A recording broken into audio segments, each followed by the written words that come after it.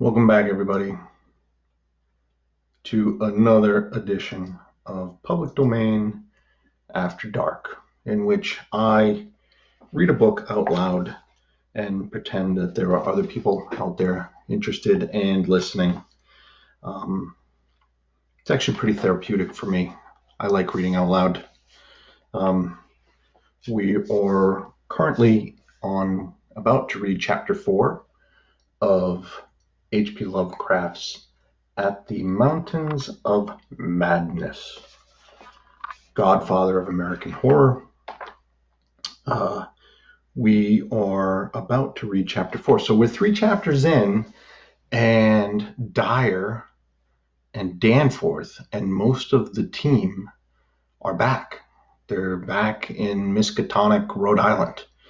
Um, Strange. So we heard about Lake's misadventures, where 11 men and 14 dogs have disappeared.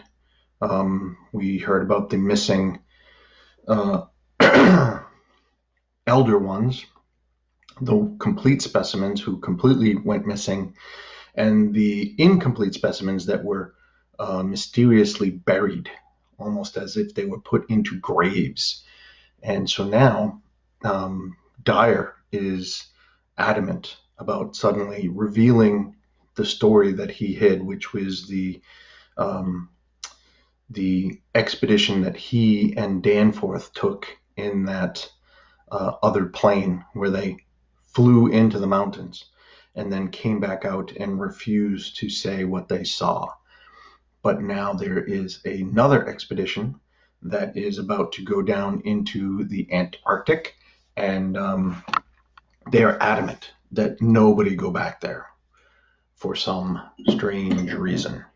So we are going to continue with chapter 4 of At the Mountains of Madness, where Dyer, safe at home, seemingly, is going to recount what actually happened to him and Danforth, or at least start.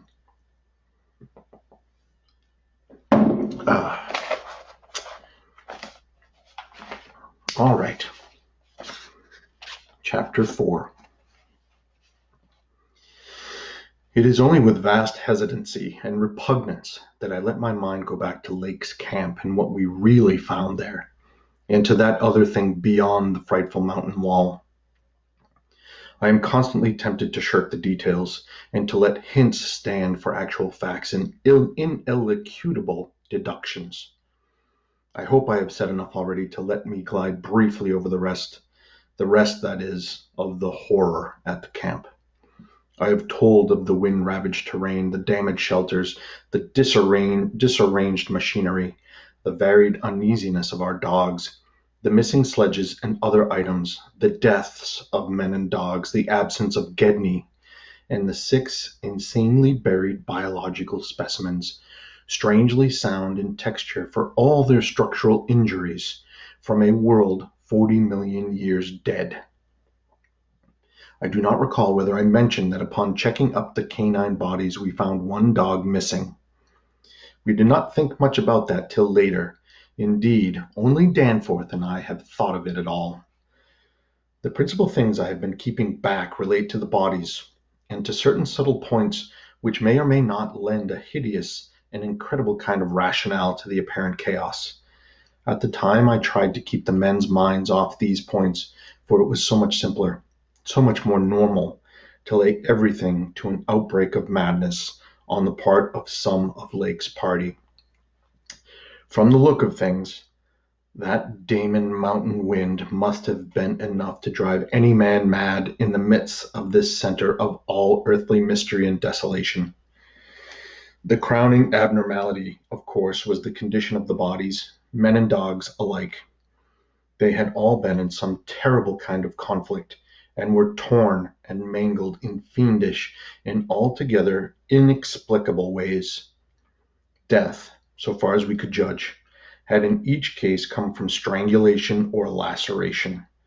The dogs had evidently started the trouble, for the state of their ill-built corral bore witness to its forcible breakage from within. It had been set some distance from the camp because of the hatred of the animals for those hellish Archean organisms, but the precaution seemed to have been taken in vain. When left alone in that monstrous wind behind flimsy walls of insufficient height, they must have stampeded, whether from the wind itself or from some subtle, increasing odor emitted by the nightmare specimens, one could not say. Those specimens, of course, had been covered with a tent cloth, yet the low Antarctic sun had been steadily upon the cloth, and Lake had mentioned that solar heat tended to make the strangely sound and tough tissues of the things relax and expand. Perhaps the wind had whipped the cloth from over them, and jostled them about in such a way that their more pungent olfactory qualities became manifest despite their unbelievable antiquity.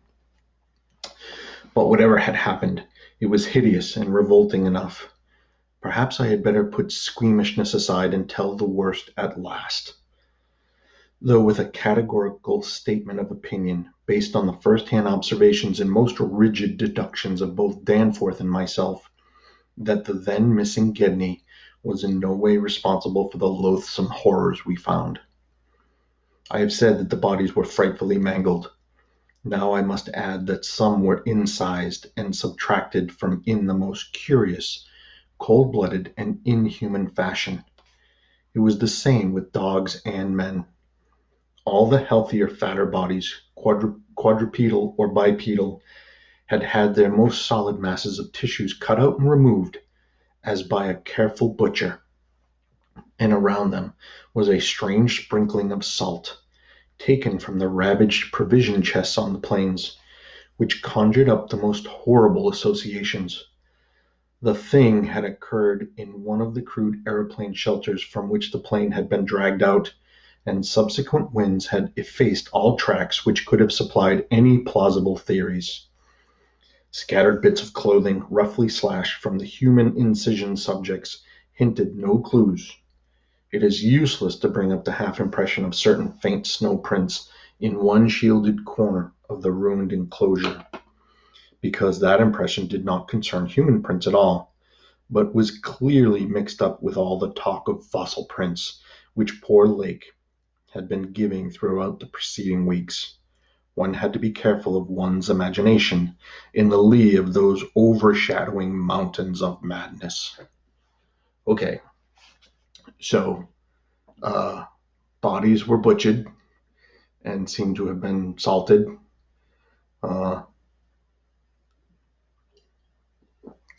Some kind of barbecue, I'm not sure. As I have indicated, Gedney and one dog turned out to be missing in the end. When we came on that terrible shelter, we had missed 2 dogs and 2 men, but the fairly unharmed dissecting tent, which we entered after investigating the monstrous graves, had something to reveal. It was not as Lake had left it, for the covered parts of the primal monstrosity had been removed from the improvised table. Indeed, we had already realized that one of the 6 imperfect and insanely buried things we had found, the one with the trace of a peculiarly hateful odor, must represent the collected section of the entity which Lake had tried to analyze. On and around that laboratory table were strewn other things, and it did not take long for us to guess that those things were the carefully, though oddly and inexpertly dissected parts of 1 man and 1 dog. I shall spare the feelings of survivors by omitting mention of the man's identity. Lake's anatomical instruments were missing, but there was evidence of their careful cleansing. The gasoline stove was also gone, though around it we found a curious litter of matches. We buried the human parts beside the other 10 men, and the canine parts with the other 35 dogs. Concerning the bizarre smudges on the laboratory table, and on the jumble of roughly handled illustrated books scattered near it, we were much too bewildered to speculate. This formed the worst of the camp horror, but other things were equally perplexing. The disappearance of Gedney, the 1 dog, the 8 uninjured biological specimens, the 3 sledges, and certain instruments, illustrated technical and scientific books, writing materials, electric torches, and batteries. Food and fuel, heating apparatus, spare tents, fursuits, and the like, was utterly beyond sane conjecture, as were likewise the spatter-fringed ink blots of certain pieces of paper, and the evidences of curious alien fumbling and experimentation around the planes and all other mechanical devices both at the camp and at the boring. The dogs seemed to abhor this oddly disordered machinery. Then, too, there was the upsetting of the larder, the disappearance of certain staples, and the jarringly comical heap of tin cans pried open in the most unlikely ways and at the most unlikely places. The profusion of scattered matches, intact, broken, or spent, formed another minor enigma, as did the 2 or 3 tent cloths and fursuits which we found lying about with peculiar and unorthodox slashings, conceivably due to clumsy efforts at unimaginable adaptations. The maltreatment of the human and canine bodies and the crazy burial of the damaged Archean specimens were all of a piece with this apparent disintegrative madness. In view of just such an eventuality as the present one, we carefully photographed all the main evidences of insane disorder at the camp, and shall use the prints to buttress our pleas against the departure of the proposed Starkweather Moor expedition. Our first act, after finding the bodies in the shelter, was to photograph and open the row of insane graves with the 5-pointed snow mounds. We could not help noticing the resemblance of these monstrous mounds with their clusters of grouped dots to poor Lake's descriptions of the strange greenish soapstones. And when we came on some of the soapstones themselves in the great mineral pile, we found the likeness very close indeed. The whole general formation, it must be made clear, seemed abominably suggestive of the starfish head of the Archean entities, and we agreed that the suggestion must have worked potently upon the sensitized minds of Lake's overwrought party.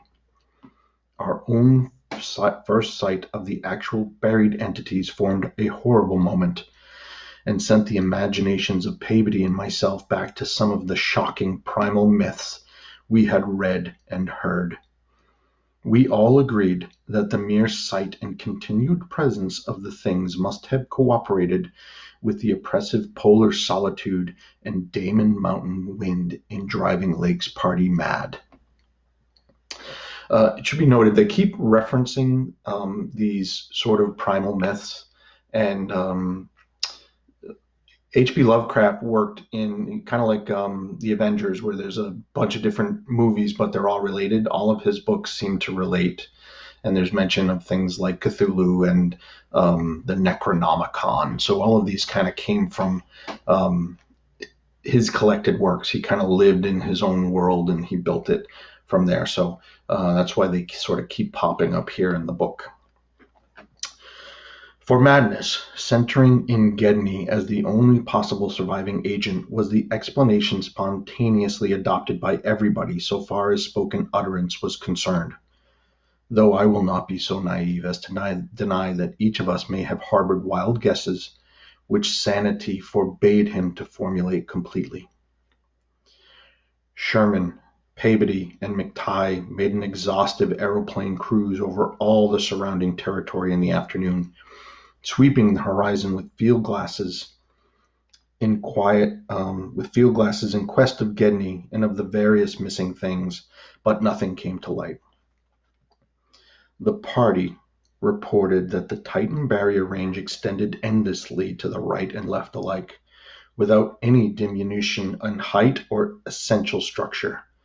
On some of the peaks, though, the regular cube and rampart formations were bolder and plainer, having doubly fantastic similitudes to Rorich-painted Asian hill ruins.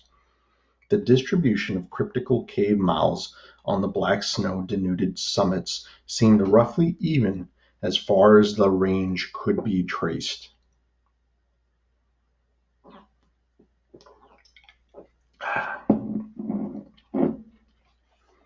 In spite of the prevailing horrors, we were left with enough sheer scientific zeal and adventurousness to wonder about the unknown realm beyond those mysterious mountains. As our guarded messages stated, we rested at midnight, after our day of terror and bafflement, but not without a tentative plan for one or more range-crossing altitude flights in a lightened plane with aerial camera and geologist's outfit, beginning the following morning. It was decided that Danforth and I try it first, and we awaked at 7 a.m., intending an early trip, though heavy winds, mentioned in our brief bulletin to the outside world, delayed our start till nearly 9 o'clock. I have already repeated the non-committal story we told the men at camp and relayed outside, after our return 16 hours later. It is now my terrible duty to amplify this account by filling in the merciful blanks with hints of what we really saw in the hidden trans-mountain world, hints of the revelations which have finally driven Danforth to a nervous collapse. I wish he would add a really frank word about the thing which he thinks he alone saw, even though it was probably a nervous delusion, and which was perhaps the last straw that put him where he is. But he is firm against that. All I can do is to repeat his later disjointed whispers about what set him shrieking as the plane soared back through the wind-tortured mountain pass after that real and tangible shock which I shared. This will form my last word.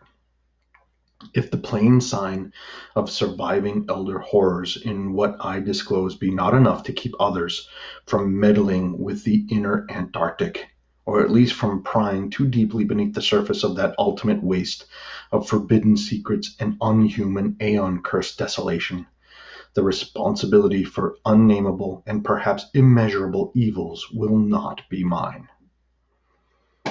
What the heck did Danforth see? Danforth and I, studying the notes made by Peabody in his afternoon flight and checking up with a sextant, had calculated that the lowest available pass in the range lay somewhat to the right of us, within sight of camp, and about 23 or 24,000 feet above sea level. For this point, then, we first headed in the lightened plane as we embarked on our flight of discovery. The camp itself, on foothills which sprang from a high continental plateau, was some 12,000 feet in altitude. Hence the actual height increase necessary was not so fast as it might seem. Nevertheless, we were acutely conscious of the rarefied air and intense cold as we rose, for on account of visibility conditions we had to leave the cabin windows open. We were dressed, of course, in our heaviest furs. As we drew near the forbidding peaks, dark and sinister above the line of crevice-riven snow and interstitial glaciers, we noticed more and more the curiously regular formations clinging to the slopes, and thought again of the strange Asian paintings of Nicholas Roerich.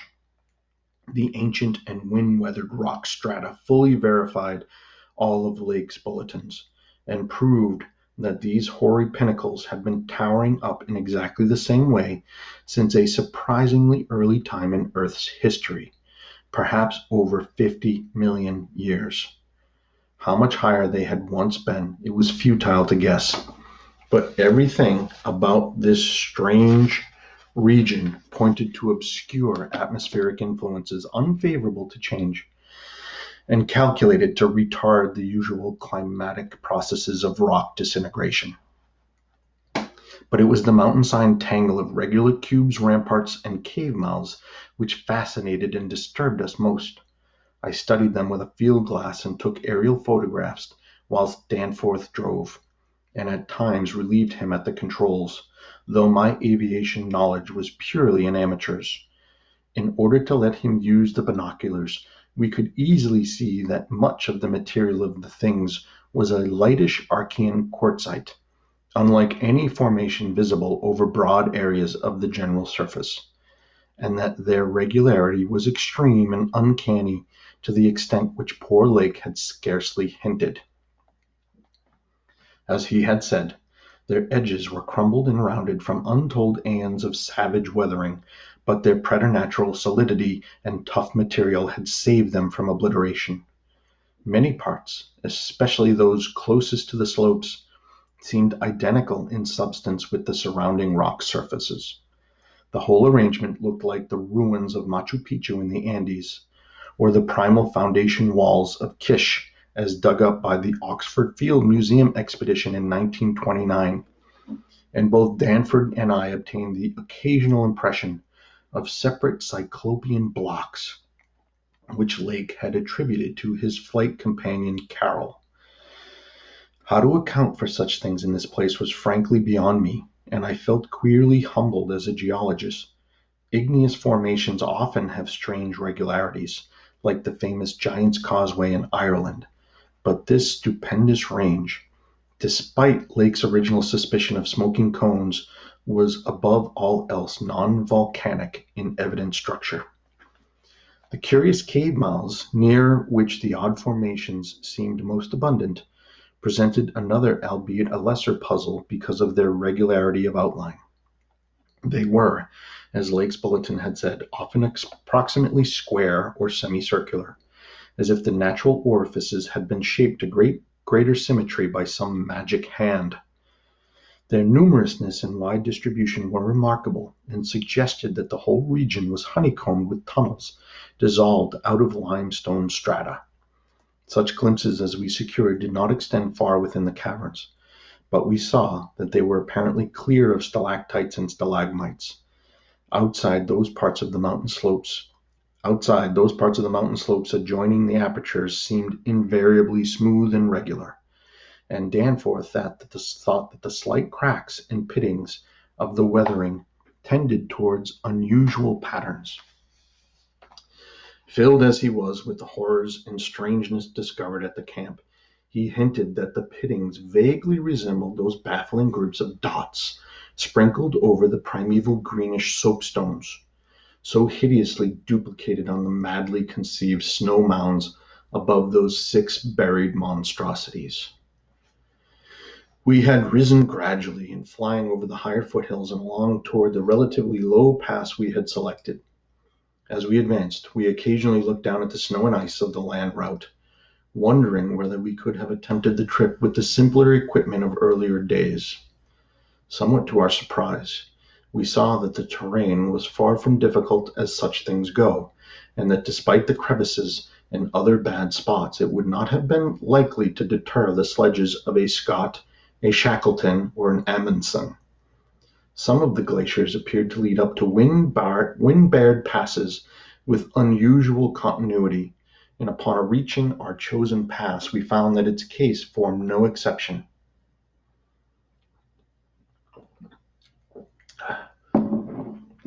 Our sensations of tense expectancy as we prepared to round the crest and peer out over an untrodden world can hardly be described on paper, even though we had no cause to think the regions beyond the range essentially different from those already seen and traversed. The touch of evil mystery in these barrier mountains, and in the beckoning sea of opalescent sky glimpsed betwixt their summits, was a highly subtle and attenuated matter not to be explained in literal words. Rather was it an affair of vague psychological symbolism and aesthetic association, a thing mixed up with exotic poetry and paintings, and with archaic myths lurking in shunned and forbidden volumes. Even the wind's burden held a peculiar strain of conscious malignity, and for a second it seemed that the composite sound included a bizarre musical whistling or piping over a wide range as the blast swept in and out of the omnipresent and resonant cave mouths. There was a cloudy note of reminiscent repulsion in this sound, as complex and unplaceable as any of the other dark impressions.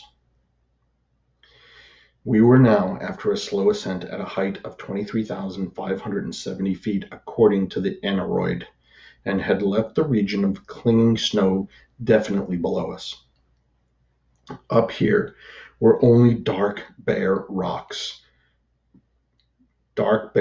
slopes and the start of rough-ribbed glaciers, but with those provocative cubes, ramparts, and echoing cave mouths to add a portent of the unnatural, the fantastic, and the dreamlike. Looking along the line of high peaks, I thought I could see the one mentioned by poor Lake, with a rampart exactly on top.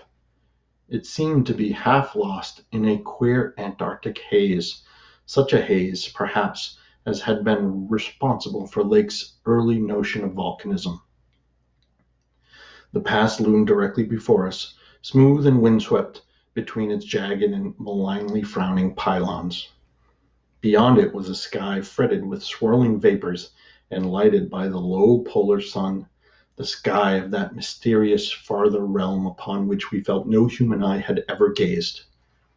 A few more feet of altitude, and we would behold that realm, Danforth and I, unable to speak except in shouts amidst the howling, piping wind that raced through the pass and added to the noise of the unmuffled engines, exchanged eloquent glances.